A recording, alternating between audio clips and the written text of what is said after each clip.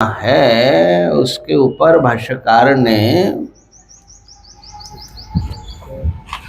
कहा कि कामना करने पर भी वो अनाप्त काम नहीं है।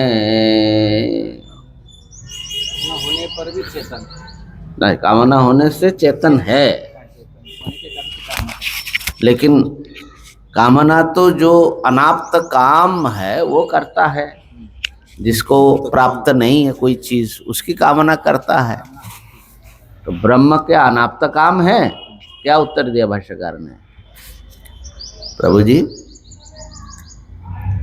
कुछ याद है कि शिवरात्रि के उपवास से सब चला गया? तो वो सर्वज्ञ होने के कारण है।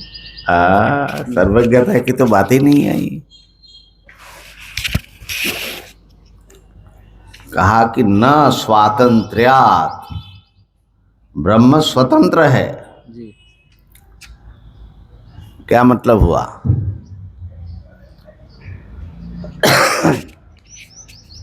वो कामना करने में न करने में स्वतंत्र है, हाँ,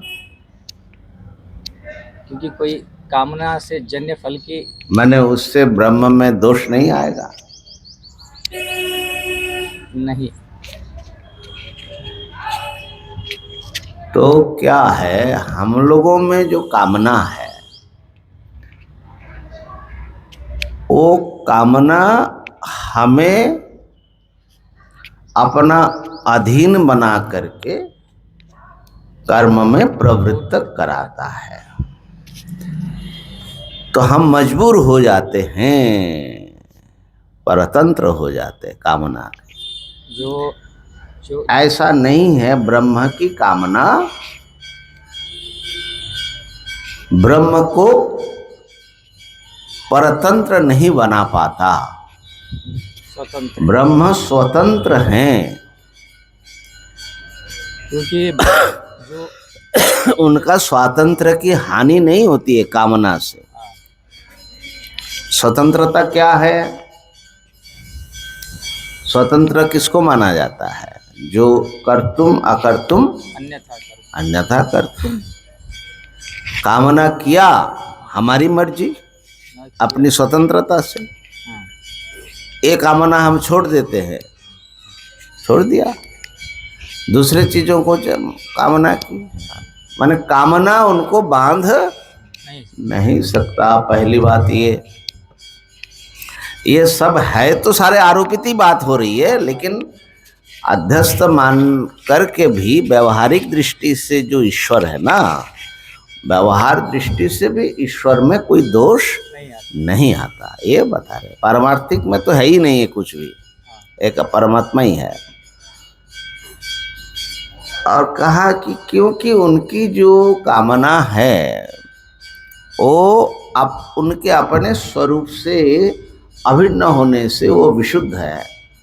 सत्य ज्ञान लक्षणा सात्म भूतत्वात्। हाँ स्वामी जी, कामना से आचार्य भगवान का मूल जो इंगित है वो माया से ही है। कामना नहीं, कामना तो कामना ही होती है, माया उपाधि के कारण वो कामना करते हैं। लेकिन वहाँ माया की बात यहाँ लाए नहीं भाष्यकार ने। वो कह रहे कि वो स्वतंत्र हैं, इसलिए ये काम ब्रह्म को अपने अधीन नहीं बना पाता। पहली बात ये, क्योंकि इसलिए संशय उठता है। माइक ले लो, माइक ले लो। है। अच्छा हाँ, क्या है? तो इसलिए ये संशय उठता है हाँ, कि जो कामना के बारे में आचार्य भगवान का जो दृष्टिकोण है तो माया में ही समावेश होता है। जैसे कि माया स्वतंत्र नहीं है, माया के अंदर माया से बाहर है जो ईश्वर है, तो माया ईश्वर को बांध नहीं सकती है, क्योंकि माया उपाधि है ईश्वर का। माया का एक लक्षण। तो आपको क्यों मानता है? आपकी भी तो उपाधि है। तो अर्थात अविद्या जो होती है वो जीव की उपाधि होने पर भी अविद्या जीव को बांध देती है। तो कामना भी उसी तरफ इंगित कर रहे हैं भगवान भाष्यकार, माया की तरफ ही, ऐसा अनुमान लग रहा है। नहीं, अनुमान लगाने की क्या जरूरत है जब उनका शब्द ही मौजूद है। भाष्यकार का वचन ही तो है ना। क्या लिखा है, स्वातंत्र्यात् यथा अन्यान् परवशीकृत्य कामादि दोषा प्रवर्तयन्ति। जीवों में कामादि दोष उसको अधीन बना करके प्रवृत्त होता है। न तथा ब्रह्मणः प्रवर्तका कामा, उस प्रकार से काम ब्रह्म को अपने अधीन बना करके प्रवर्तक नहीं होते। ये तो स्पष्ट कह रहे हैं ना। 14, 15, 14, 13 को भी पाठ चला है क्या गुरुदेव? हाँ जी, 13 को चला था, 13 को चला था, इसी पर तो चला था 13 को। 12 तक लिखा है। हाँ, हम 12 तक लिखे हैं यहाँ। 13 को चला था, वो वीडियो किया था, उसको अपलोड किया गया था। 2 दिन नहीं आया ना, सीरियल में नहीं आता ना। हाँ, उसमें सीरियल में नहीं आता। हाँ, लाइव वाले सीरियल लाइव में नहीं आएगा, लेकिन प्लेलिस्ट में उसको डालना पड़ेगा, वीडियो सेक्शन में। और YouTube खुलने से उसमें आ जाता है ये। हाँ हाँ हाँ। अच्छा, तो फिर ब्रह्म की कामना किस प्रकार प्रवृत्त होती है? कहा कि सत्य ज्ञान लक्षणा। सत्य ज्ञान लक्षण। हाँ, आगे चला है क्या? ये मुझे ध्यान। स्वात्म भूतत्वात् विशुद्धा, ये विशुद्ध काम है ब्रह्म की कामना। क्यों? वो उनके स्वरूप से अभिन्न है, स्वात्म भूत है। अर्थात जो हमारी जो कामनाएं होती है, वो कामनाएं शुद्ध नहीं है। वो जो है अज्ञान से संश्लिष्ट और राग द्वेष आदि अनेक दोषों से अभिभूत है। और कर्म अपेक्षा होती है। हम लोगों ने जो पीछे का कर्म किया, उसका जो वासना है, संस्कार है, उसके अनुसार सब होता है। ऐसा नहीं है ब्रह्म का। वो जो है अविद्या से अनभिभूत है, उनकी कामना ब्रह्म से तादात्म्य होने से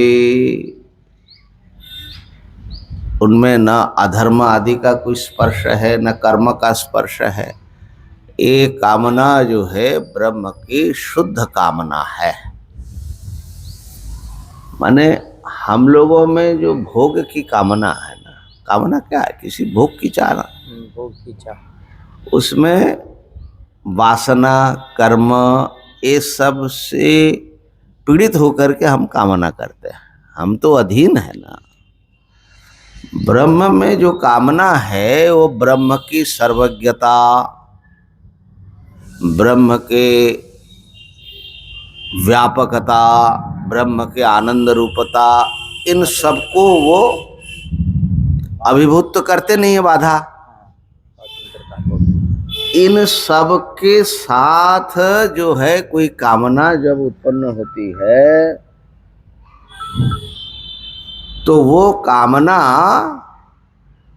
स्वरूप के परिपूर्णता को न ढकने के कारण वो विशुद्ध है, कर्म का भी अधीन नहीं है। ठीक है ना। आनंद गिरी जी कहते हैं कि माया परिणाम नामानाम अविद्यादि अनभिभूत चिद व्याप्तत्वात् सत्य ज्ञानात्मकम, ऐसा आनंद गिरी जी कहते हैं। ब्रह्म तो फिर इसमें जो है एक हाँ, ब्रह्म से अतिरिक्त तो कुछ मानना पड़ेगा। क्या मानना पड़ेगा?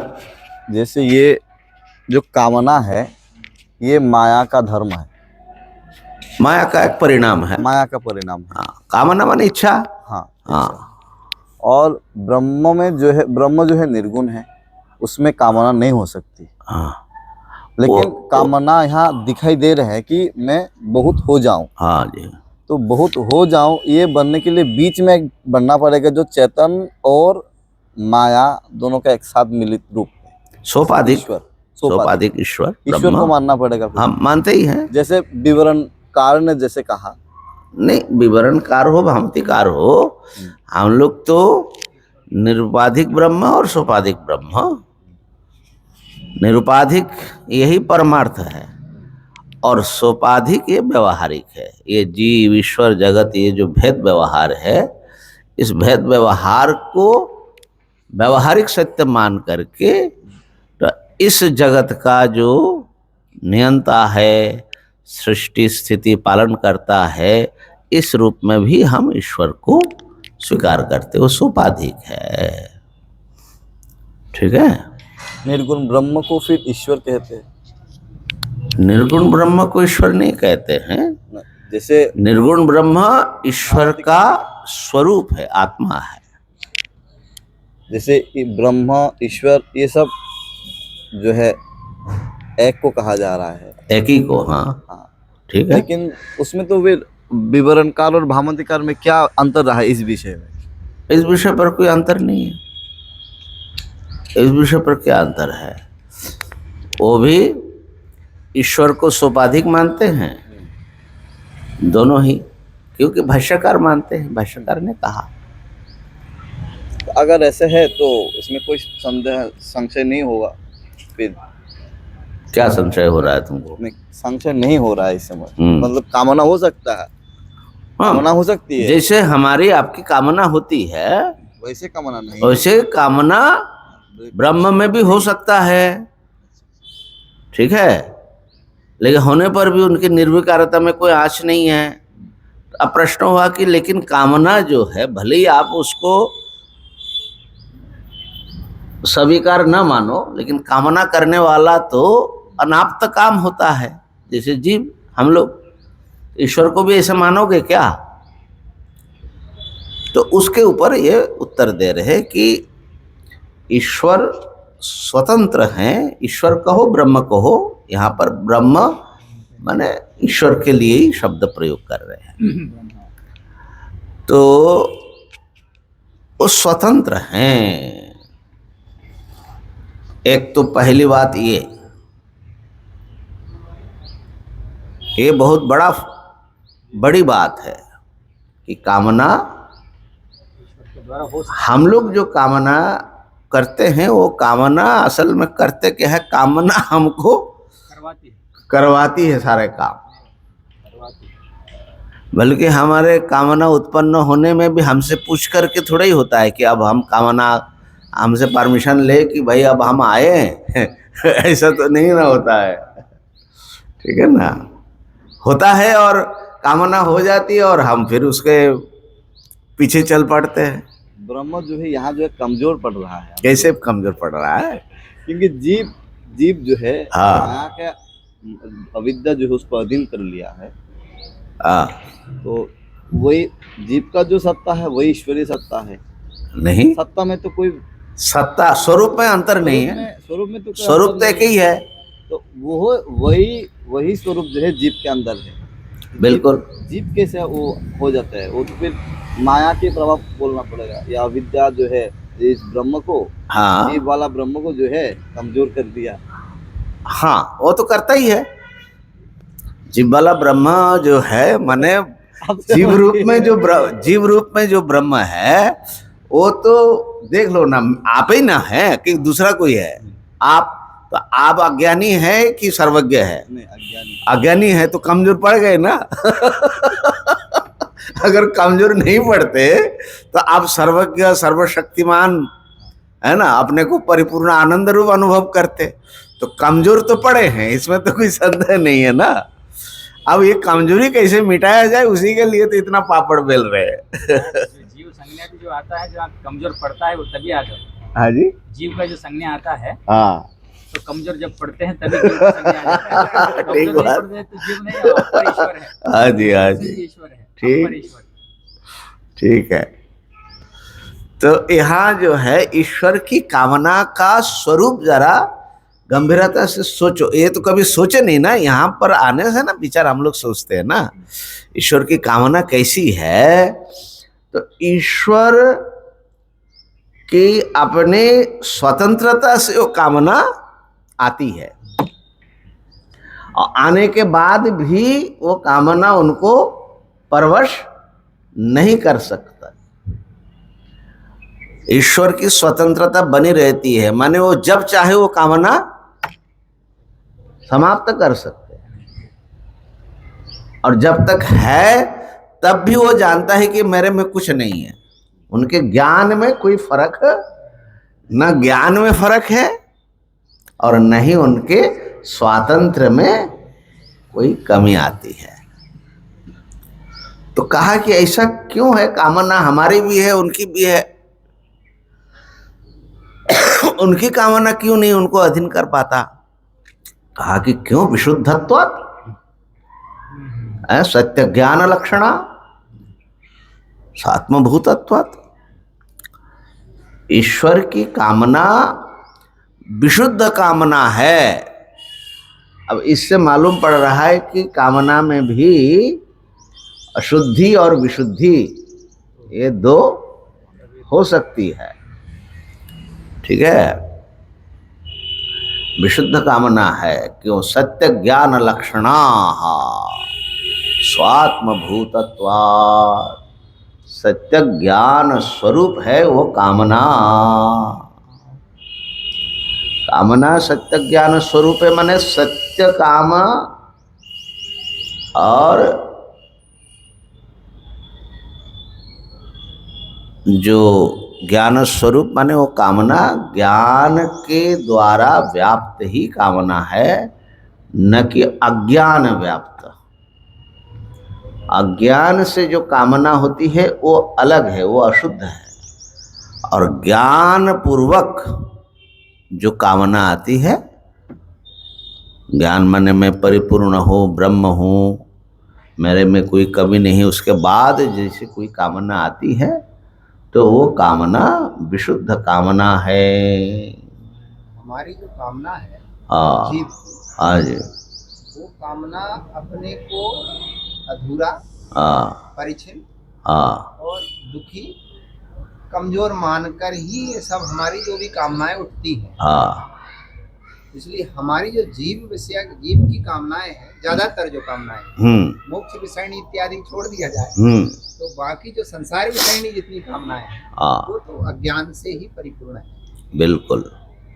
इसमें स्वामी जी जो ब्रह्मज्ञानी है हाँ उनको भी तो जगत कल्याण कामना होती है, हाँ, उसको किस कैटेगरी में? और विशुद्ध मानना पड़ेगा ना, वो विशुद्ध कामना है ना। इसलिए वो तो श्रुति खुद ही कहती है छांदोग्य दहर विद्या में ना, ते सत्याह कामाः, ज्ञानी की कामना जो है सत्य काम है, सत्य कामना है। हाँ, उस पर अभी आ रहे हैं, थोड़ा विचार होगा। तो पहले तो स्वातंत्र्य जरा समझ ले, ब्रह्म में कामना होते हुए भी कैसी उनकी स्वतंत्रता। साउंड चले गए? हाँ, साउंड गई, माने बिजली नहीं है शायद। स्वतंत्रता जो है अनअफेक्टेड कैसे हैं।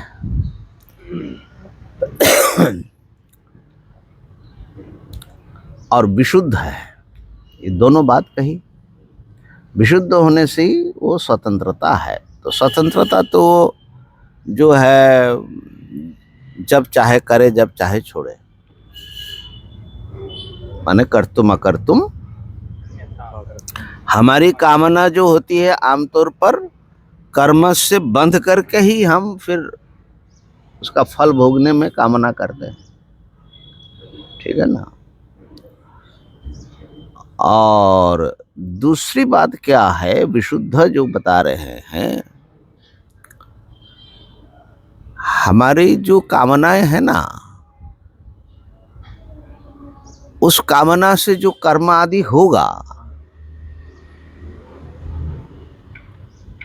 उत्पात ही होगा, वो हमें जन्म और मृत्यु के चक्र में और बंधन मजबूती करेगा। दूसरी बात है कि हमारी कामना खाली हमारा नुकसान नहीं करता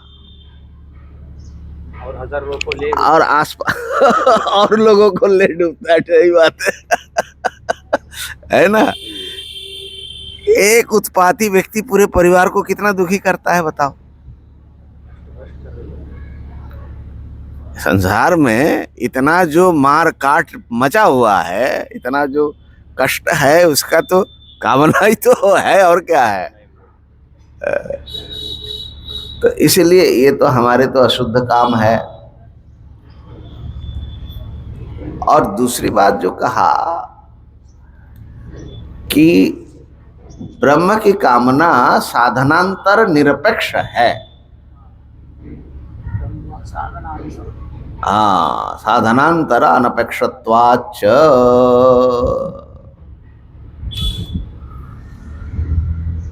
जैसे हम लोगों की कामनाएं, भाष्यकार लिखते हैं, धर्मादि निमित्त, धर्म अधर्म निमित्त की अपेक्षा से कामना होती है, और वो जो है कामना, जो कामना करने वाला आत्मा है, अपने आत्मा से व्यतिरिक्त कार्य मन शरीर और करण मन इंद्रियां आदि साधनों की अपेक्षा से ही वो काम करता है। अर्थात आपके मन में आया कि हमारा एक आश्रम बने, तो उसमें आपको जो शरीर चाहिए, इंद्रिय चाहिए, तभी कामना हो पाएगी, और फिर कामना की पूर्ति भी तभी हो पाएगी। सारा सब संग्रह करना पड़ेगा। लेकिन ब्रह्म की कामना ऐसा नहीं है, किसी की अपेक्षा नहीं है। ब्रह्म ने काम की संकल्प किया, जगत प्रकट हो गया, बहुत से हम हो गए हमारे। किसी चीज की अपेक्षा नहीं है। कामना सिद्धि में तो अपेक्षा है ही नहीं, माने काम करने में भी नहीं है। हाँ, ठीक बात है। ये दोनों बात यहाँ कहा भाष्यकार ने, ठीक है ना। न तथा ब्रह्मणो निमित्तादि अपेक्षत्वम किम तरहि स्वात्मन अनन्याः। ये सब कामनाएं उनसे अनन्य है। काम, उसके विषय, उसके करने वाले सब उनसे अनन्य ही है। तो ये विचारणीय है। दो हेतु दिया है, इसको ठीक से समझ ले। अच्छा, अब इसके ऊपर चर्चा हमने किया असल में, फिर भी एक बार याद कर रहे हैं, थोड़ा स्पष्टता आ जाए। माने करणादि की भी अपेक्षा नहीं है, नहीं है। हमको मन इंद्रिय आदि चाहिए ऐसा। तो अगर हम काम के स्वरूप का विभाग करें, काम कितने प्रकार है, काम की श्रेणी विभाग करें, तो पहले दो प्रकार विभाग करो।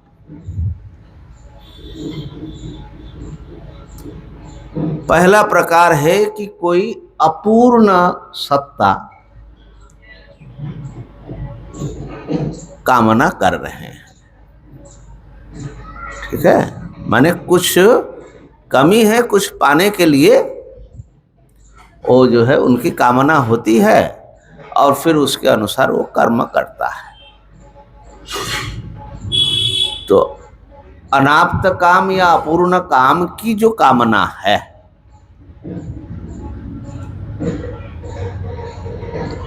और दूसरे प्रकार की कामना हो सकती है, वो है पूर्ण काम की कामना।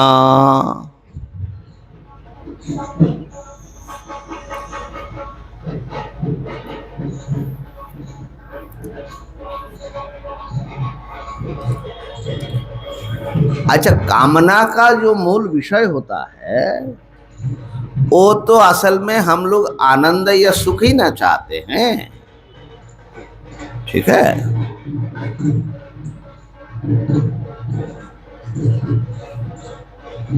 तो एक कामना है जो आनंद की कमी है उसको पूर्ण करने के लिए भोग आदि जो भी होगा, भोग हो योग हो, उसकी कामना।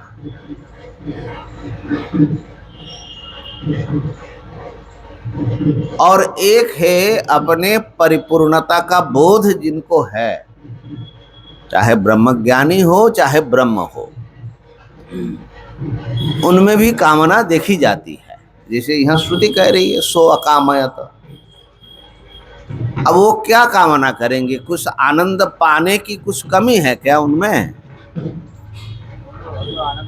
हाँ जी, वो तो आनंद स्वरूप है। आनंद स्वरूप है। और कैसा आनंद? निरतिशय, माने जिससे कोई उत्कृष्ट और है नहीं। ऐसा आनंद स्वरूप की जब कामना होगी तो कामना समझना, जरा गंभीरता से समझना। एक भिखारी की कामना और एक परिपूर्ण सत्ता की कामना, ठीक है ना?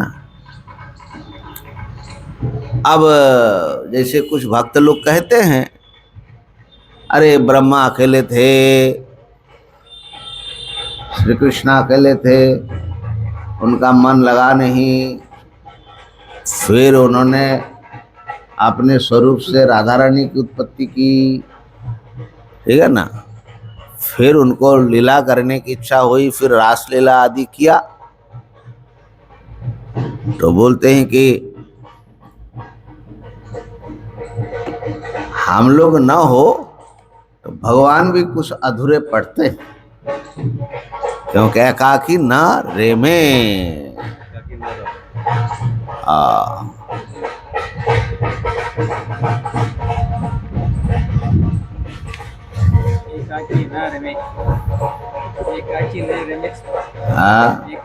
एकाकी न रेमे चल रहा है। तो बनने के लिए जो है कामना है, और दो बनने की जो है माने जल्दी बनेंगे, इसीलिए बजा बज रहा है। आनंद ले रहे, सभी का एक दिन आता है ऐसा। तो अब ऐसा अगर मानते हैं कि सृष्टि किए बिना या किसी माने लीला किए बिना उनको कोई समस्या होती है ईश्वर को, तब तो फिर ईश्वर परिपूर्ण नहीं है। तो वो मानते हैं कि उनका विचार करो तो कुछ अनाप्त काम मानना पड़ेगा, किसी मामले में कुछ कमी माननी पड़ेगी।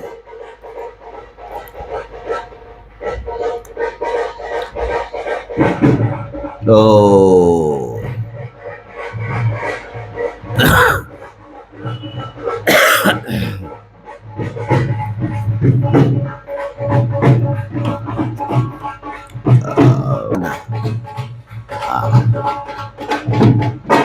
एक जगह कहा टैगोर की फिलोसफी।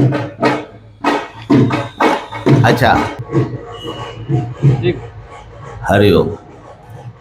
तो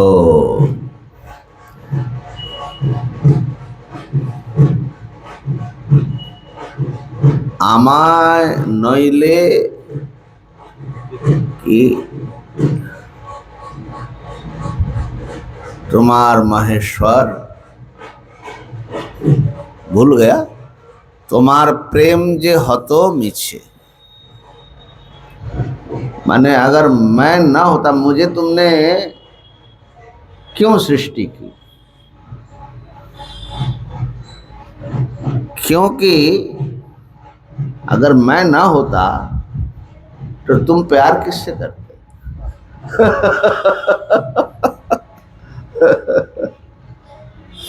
तो पूरा भूल गया, लेकिन बहुत प्यारा और बड़ी गंभीर भावना व्यक्त करने वाली भक्ति की। लेकिन हम लोग भैया अभी यहाँ ना कवि है ना भाविक है, हम यहाँ अब फिलोसोफर है, दार्शनिक है, तार्किक है। कठोर युक्ति के निकष पर हर चीज कसना है, तो इसीलिए यहाँ तो फिर गौड़पादाचार्य के ही वो बोलना पड़ेगा कि आप तो कामश्च का, आप तो काम की कहाँ से स्प्रिया होगी, तो वो स्प्रिया नहीं है। देवस्य ऐश स्वभावोयम, ठीक है ना। तो हम ये कह रहे थे कि दो प्रकार की कामना हो सकती है। एक पूर्ण काम की कामना, जो परिपूर्ण आनंद है, उसको अभी समझने के लिए जो आनंद चाहता है उसकी जो कामना है, माने जीव की जो कामना है वो देखा जाए। ये ना है। अच्छा अच्छा अच्छा अच्छा।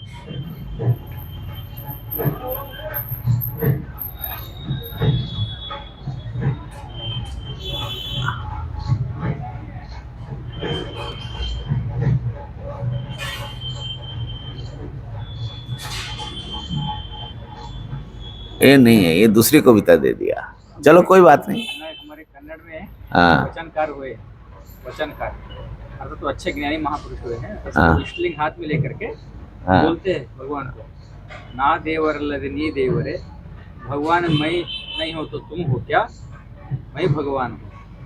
क्यों? ಒಂದು ತುತ್ತು ಅನ್ನ ಇಕ್ಕಿದ್ರೆ ನೀನು ಉಣ್ಣುವೆ, एक थोड़ा भोजन रखे तो तुम खाओगे, नहीं रखो तो नहीं खा पाओगे, थोड़ा जल दिया तो तब पियोगे, नहीं दिया तो नहीं पी सकते हो। हाँ।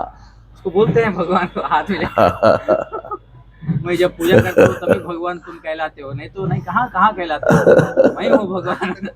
कोई भक्त ही ना हो तो कहाँ क्या भगवान।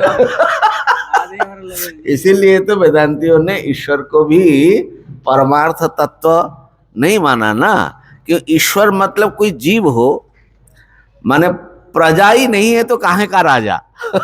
तो सापेक्ष ही होता है ना, ईश्वर सत्ता सापेक्ष ही होता है। किसी भी दूसरे की अपेक्षा रखता है तो सापेक्ष सत्ता है, निरपेक्ष सत्ता तो केवल अद्वैत ही हो सकता है ना। तो खैर आनंद के लिए कामना होती है, ये समझने की चीज है, ठीक है। आनंद के लिए जो कामना है उसमें भी दो भाग है, इसको समझ लो। एक तो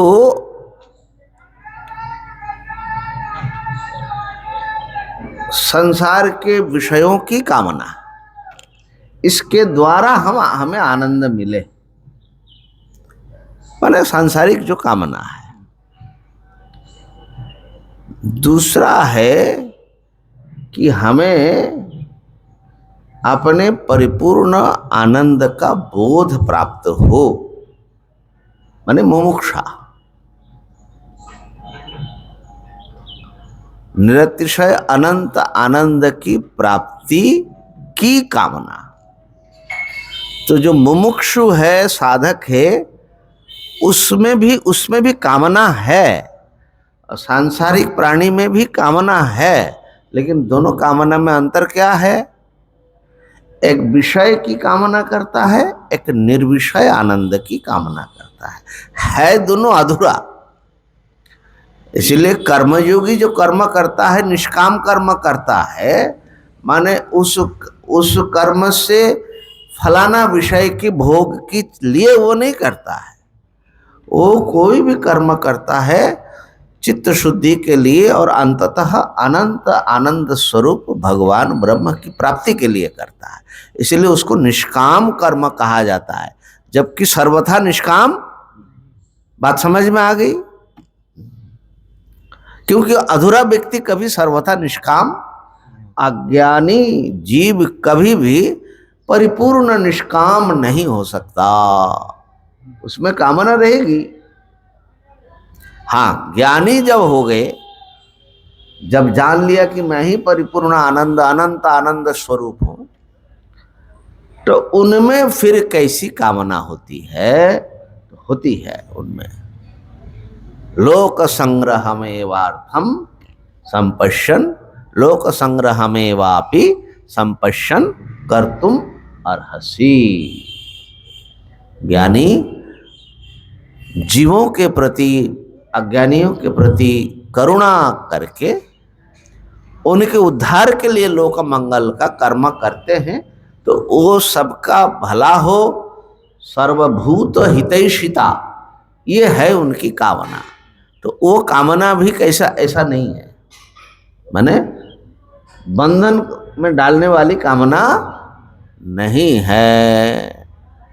तो आप तक काम होने के बाद भी कामना हो सकती है, लेकिन ये कामना दूसरों के मंगल के लिए हो सकता है, और वो भी एक स्तर से, गहरे स्तर से तो वो न कुछ करता है न कुछ चाहता है, ठीक है ना। वास्तविक कर्तृत्व तो वो अपने में मानता ही नहीं है ना। ऐसी ही ईश्वर की कामना, यही उसमें विशुद्धता आ जाती ये विशुद्धता है। तो ईश्वर की विशुद्धता और स्वतंत्रता माने साधनांतर निरपेक्षता। तो इसी को एक भक्त की भाषा ले ले तो ईश्वर आनंद पाने के लिए नहीं कामना करते या लीला करते या सृष्टि करते, ईश्वर आनंदित करने के लिए, आनंद देने के लिए, भाई ले लो थोड़ा आनंद। कहाँ पड़े हो चक्कर में। तो देखो कितना अंतर पड़ रहा है। हमारी कामना में माने भूखा व्यक्ति और दो और दो और दो, और ये जो है परिपूर्ण आनंद स्वरूप है, भाई ले लो ले लो ले लो, आनंद देने के लिए। तो इसी को लीला कही जाती है, इसी को प्रयोजन निरपेक्ष कहा जाता है, ठीक है ना। ऐसी कामना है ईश्वर की। जितना मनन करोगे और इसमें से सब निकलता रहेगा। सो अकामयत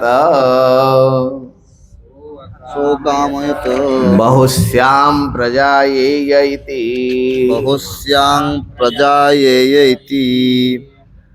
अब उन्होंने महाराज कामना की, क्या कामना की? बहुश्याम, अनेक हो जाऊं। कैसे हो जाएंगे महाराज? कहा कि प्रजायेय इति, मैं जन्म लूं, जन्म लूं। इसको भाष्य देखिए। सो अकामयत, सो अकामयत स आत्मा, स आत्मा यस्मादाकाशः सम्भूतः, यस्मादाकाशः सम्भूतः, अकामयत कामितवान्। अकामयत कामितवान्। हाँ, स माने किसको लेना है? आत्मा को। क्यों आत्मा को लेना है? क्योंकि पूर्व में क्या बताया? तस्माद बा एतस्माद आत्मनः आकाश संभूतः, ठीक है ना। तो वो जो आत्मा शब्द आया है श्रुति में, उसी का यहाँ स शब्द से परामर्श कर रही है श्रुति। स माने आत्मा। कौन आत्मा? जस्माद आकाश संभूत, जिससे आकाश उत्पन्न हुए। उन्होंने क्या किया? अकामयत माने कामितवान, उन्होंने इच्छा की। कथम कथम बहुश्याम, बहुस्यां बहु प्रभूतम श्याम, बहु प्रभूतं स्यां भवेयम। भवेयम्। कथम, कैसी कामना की महाराज? किस प्रकार की कामना है उनकी? कहा कि यह है बहुश्याम। बहु माने प्रभूतम, बहुत, प्रभूत। श्याम माने भवेयम, मैं अनेक हो जाऊं, मैं अनेक हो जाऊं। बहुश्याम।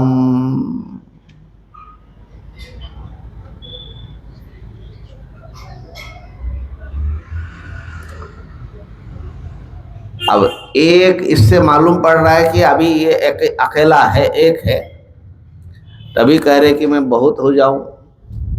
अच्छा, मैं दूसरा हो जाऊं ऐसा नहीं, मैं ही बहुत बहुत हो जाऊं। अब बहुत में कोई सीमा नहीं रखा, मैंने असंख्य हो जाओ, है ना। का बहुत जो है ये समाप्त नहीं हो रहा। सवाल तो नहीं होगा कभी, ऐसा बहुत हो जा रहा है ना। माने परिमित नहीं है बहुत, कहने का मतलब है कि जीव कितना, जीव की संख्या कितनी मानी जाए, अनंत। अनंत ही माना जाता है ना। तो जब जीव हुए वो ये संकल्प करके, कैसे बोलते हैं हम लोग, परंतु अनंत है। हाँ जी, 84 लाख ऐसा बोलते हैं। नहीं 84 लाख तो प्रकार, शरीर का प्रकार है, लेकिन एक एक योनि में कितने जीव है उसके कोई सीमा है क्या? ठीक है ना। तो प्रभुतम संभवेयम। अरे महाराज आप तो एक हो, अकेले हो, आप अनेक कैसे हो सकते, दूसरा तो कुछ है ही नहीं है। तो फिर उसका उत्तर है प्रजायेय। कथम एकस्य कथम एकस्य अर्थांतर अनुप्रवेशे अर्थान्तराननुप्रविश्ये बहुत्वं स्यादित्युच्यते। बहुत्वं स्यादित्युच्यते। प्रजायेय प्रजायेय उत्पद्येय। उत्पद्येय।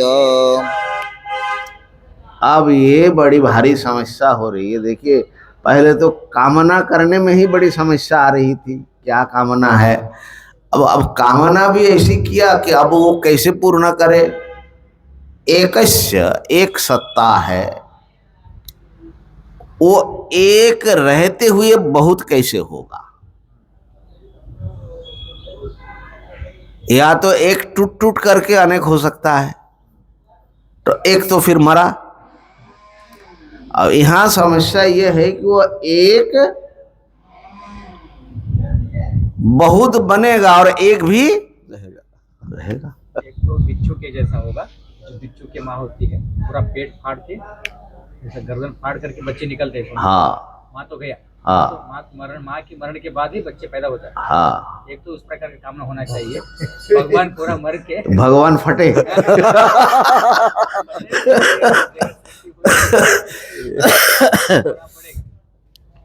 अब ये बहुत तो कैसे हो, ये भी एक बड़ी भारी समस्या है ना। पहले काम नहीं में तो इसीलिए भाष्यकार के कथम एकस्य, एक का अर्थांतर अनुप्रवेशे, दूसरा किसी पदार्थ के भीतर घुसे बिना बहुतम स्यात्, बहुत कैसे होगा। माने एक बहुत तो हो सकता है, एक आकाश अनेक घड़े के भीतर घुस गया तो अनेक घटाकाश हो गया, चलो बहुत हो गया और नहीं भी हुआ, है ना, ऐसा कुछ हो सकता है। लेकिन अर्थांतर अनुप्रवेश तो फिर करना पड़ेगा ना, माने घड़े के भीतर जो है, घड़े के भीतर तो आना पड़ेगा। तो वो कैसे होगा बिना प्रवेश किए, कहा कि हो जाएगा, प्रवेश कर लेंगे। प्रजायेय उत्पद्येय, मैं स्वयं ही अलग अलग रूपों में उत्पन्न हो जाऊंगा। अब देखिए क्या कौशल लगा रहा है। प्रजायेय, उत्पन्न हो जाऊं। कौन उत्पन्न हो जाएगा? मैं ही, जो संकल्प कर रहा है वही ना, वही उत्पन्न होगा। ठीक है ना। भाष्यकार कह रहे हैं ये जो जैसे पुत्र उत्पत्ति होती है ऐसा नहीं समझना। नहीं पुत्रोत्पत्त्या इव, नहीं पुत्रोत्पत्त्येव अर्थांतर विषयम्, अर्थांतर विषयं बहुभवनं, बहुभवनं। जैसे पुत्र की उत्पत्ति से भी व्यक्ति अनेक होता है कि अब मैं दो हो गया, बेटा भी आ गया ना, दो हो गया। ऐसा अर्थांतर विषयक ये बहुभवन नहीं है, क्योंकि फिर तो असल में तो दो ही रहा ना, माने पुत्र पुत्र रहा, पिता पिता रहा। पिता ही पुत्र तो नहीं हो पाया ना, ठीक है ना। एक बार कलकत्ता गए थे स्वामी जी, हाँ अलीपुर करके एक जगह है वहाँ। अलीपुर, हाँ है। तो बड़े सेठ जी हैं, हाँ उनके यहाँ कार्यक्रम था, हाँ। तो अपना सारा परिवार जो भी इधर उधर रहते सबको बुलाए थे। हाँ तो जिस दिन वो था फाइनल पूर्णाहुति, अच्छा उस दिन सब लोग आए हुए थे। अच्छा तो वो कह रहे बातों बाद में कि पंडित जी ये जो है ना, हाँ। ये सब मेरा विस्तार है। अच्छा अच्छा मैं कलकत्ता में अकेला आया था। हाँ, वो भी एक प्रकार का विस्तार माना जाता है, लेकिन फिर भी असली विस्तार तो नहीं हुआ ना, ठीक है ना। तो ऐसा नहीं है महाराज, ब्रह्म का ऐसा घपलाबाजी नहीं है। असली विस्तार उनको होना है। कथम तरही आत्मस्थान अभिव्यक्त नाम रूपाभिव्यक्त्या, आत्मस्थान अभिव्यक्त नाम रूपाभिव्यक्त्या, माने आत्मस्थ अनभिव्यक्त नाम रूपाभिव्यक्त्या, ये पाठ है ना। अर्थात अपने में ही जो अनभिव्यक्त नाम रूप है, उन नाम रूप को अभिव्यक्त करने से अनेक होना है। ये बढ़िया सिद्धांत की जो बात जी, आत्मस्वरूप का वो परित्याग भी ना करे और अनेक हो जाए, मतलब वो सामर्थ्य उनमें है, सुप्त रूप में ही, हाँ अनभिव्यक्त रूप में। हाँ जी। तो आत्मस्थ, ये शब्द जरा देखना लंबा है। आत्मस्थ अनभिव्यक्त नाम रूप अभिव्यक्तिया, अभिव्यक्ति के द्वारा, उसको स्वयं ही व्याख्यान कर रहे। यदा आत्मस्थे अनभिव्यक्ते, यदा आत्मस्थे अनभिव्यक्ते नाम रूपे नाम रूपे व्याक्रियेते, क्रियेते तदा नाम रूपे तदा नाम रूपे आत्मस्वरूप अपरित्यागे नैव आत्मस्वरूप अपरित्यागे नैव ब्रह्मणो अप्रविभक्त देश काले ब्रह्मण अप्रविभक्त देश काले सर्वावस्थासु व्याक्रियेते, सर्वावस्थासु व्याक्रियेते तदा तन्नाम रूप व्याकरणम्, तदा तन्नाम रूप व्याकरणम् ब्रह्मणो बहुभवनम्। ब्रह्मणो बहुभवनम्। जब अपने स्वरूप में ही स्थित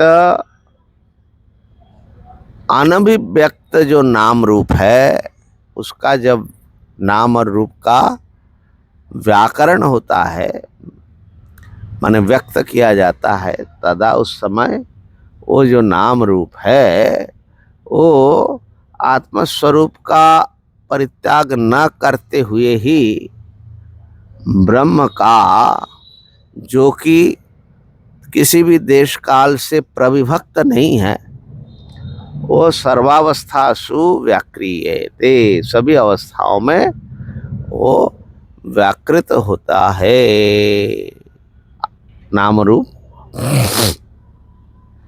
तदा उस समय तन नाम रूप व्याकरण, वो जो नाम रूप का व्याकरण है वही ब्रह्म का बहुभवन है।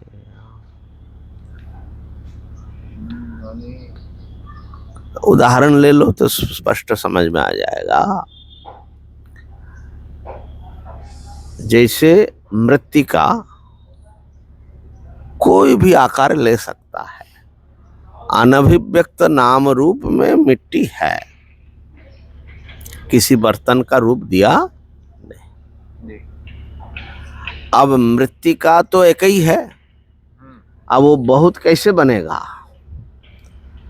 तो वो जब अनेक घड़े सकोरे आदि रूप ले लेंगे तो वही एक ही मिट्टी अनेक कहलाएगा। तब घट, इतने घट है, इतने सकुरे है, सब गिना जाएगा। नहीं तो इतने मिट्टी है, इतने मिट्टी है, इतने मिट्टी है, ऐसा तो गिनते नहीं है। कुछ होगा ही नहीं, मिट्टी मिट्टी मिट्टी है, एक ही है। ऐसे ही सुवर्ण का ले लो, तो एक बहुभवन ये है कि वस्तु वही रहे, उसमें नाम रूप अलग अलग लग जाए।